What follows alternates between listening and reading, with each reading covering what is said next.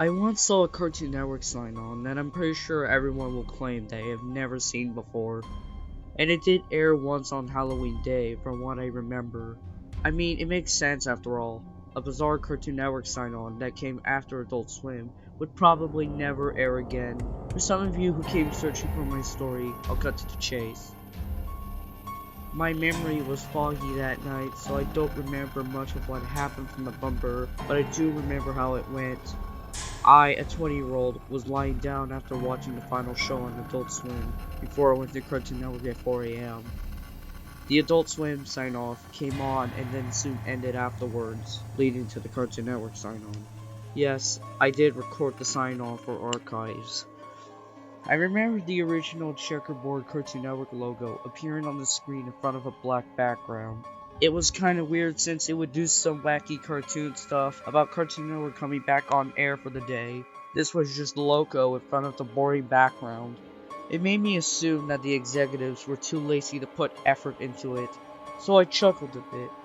After watching the boring logo for a bit, I started to realize that it's been going on for a lot longer than a normal sign-on. That's when I heard a gust of wind for some odd reason. At first I thought it was coming from outside, but then I realized that all the windows were closed for the night, and it was also coming from my TV, which gave me goosebumps. As the sound of wind echoed through my TV, I started to hear deep breathing, and it was loud as hell too. It was so loud that the neighbors could hear it from a block away. I covered my ears to block out the loud noise, but I could still hear it despite my effort to block out the sound. There was no point in plugging my ears since I can't block it out, so I uncovered them, and now the deep breathing was louder and faster. And now steam was slowly covering the entire logo. What was unsettling was that the steam was a darkish red color. As a fan of horror creepypastas, I would not be spooked by this since they're usually fake, but I was actually looking at a real-life creepypasta. What psychopath would make this on Cartoon Network? I was literally paralyzed, and the remote was on the other side of the couch. As the steam slowly covered the logo, the deep breathing changed into a painful coughing, along with the soft crying of a male. What the hell? I managed to shout out before going silent again. Now all the audio was all the way up, and now my ears were starting to hurt. Finally, my body sprung back into action, and I grabbed the remote and turned off the TV before it got any louder. Thank God it was over.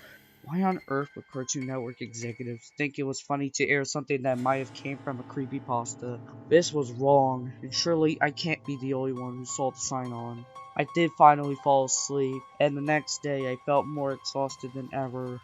Luckily, I had the day off, so for the rest of the day, I just fell back asleep. Just last week, I remembered the Cartoon Network sign on from that night, and it gave me goosebumps again. I decided to research it if anyone saw the Cartoon Network sign on. To my surprise, some adults actually saw the Cartoon Network sign on and made an investigation about the topic. The information they stored was in a private Discord server they sent me, and they even had their own Wikipedia page about it. It sadly cannot be accessed by other people, but I'll eventually send screenshots when I get the chance. I was in a voice call with the people who are investigating the topic, and I think you'd be surprised on what kind of information they had about it. The Cartoon Network sign-on was actually called the Red Steam, and it was to promote Halloween for adults, but it was too scary for kids and adults alike, which was the main reason why it never aired again. It was made by a Christian guy who lived in Bangladesh who lost his family due to toxic air pollution, which was the reason why you heard a person choking on steam. It was supposed to represent the toxic air pollution, and the color red represented the belief that the devil caused his family death. And nobody saw the end but for one person in the voice call. She claimed that at the end of the sign-on, a zombie-like hand jump scares anyone and starts banging on the TV screen before it cut to the next program, which was codenamed Kids Next Door. The zombie hand was supposed to represent the death of his family and many others who unfortunately died due to the heavy smog. Honestly, I've never actually thought that creepypasta-like stuff can exist in real life besides learning with Pibby.